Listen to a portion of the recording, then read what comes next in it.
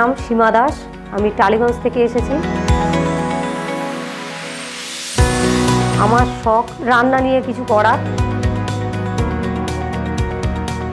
আমি যদি prize money জিতি, আমি এটা দিয়ে কিছু গরিব মানুষের একটু সাহায্য করতে চাই, আর নিজের কিচেনটাকে ইউটিউব চ্যানেলে মানে কিছু করার জন্য আমি একটু সাজাতে চাই।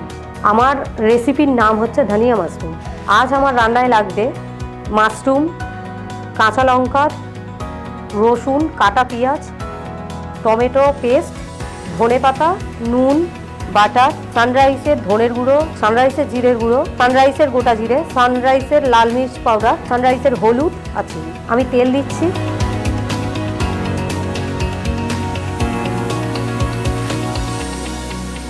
তেল গরম হয়ে গেছে, আমি জিরে, গোটা জিরে একটু ফোড়ন দিয়ে দিচ্ছি। এরপরে আমি পেঁয়াজ যে কেটে রেখেছি বড় করে, ওটা দিয়ে দিলাম।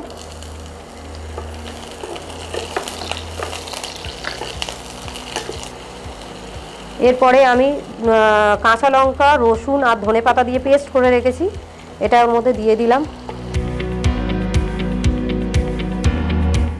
এরপর হয়ে গেলে, এটা হালকা ফ্রাই হয়ে গেলে, আমরা এতে টমেটো বাটাটা দিয়ে দিলাম।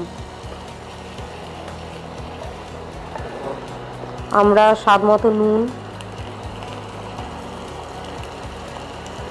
সানরাইসের জিরের গুঁড়ো, সানরাইসের ধনের গুঁড়ো, সানরাইসের লাল মির্চ পাউডার, সানরাইসের হলুদ দিয়ে আমরা মশলাটাকে কষিয়ে নিলাম।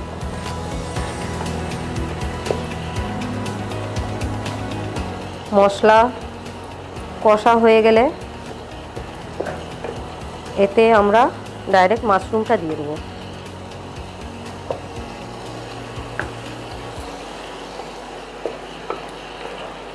মাশরুমটা জল ছাড়বে, সেহেতু আমরা একটু ঢাকা দিয়ে দেবো।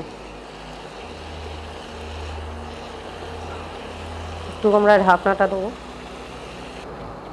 এটা সেদ্ধ হয়ে গেছে।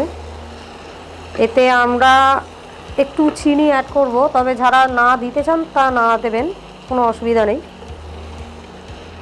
ব্যাস, এটা শুকনো শুকনো হয়ে এলে হালকা করে এর ওপর থেকে একটু বাটার দিয়ে আমরা নামিয়ে নেব।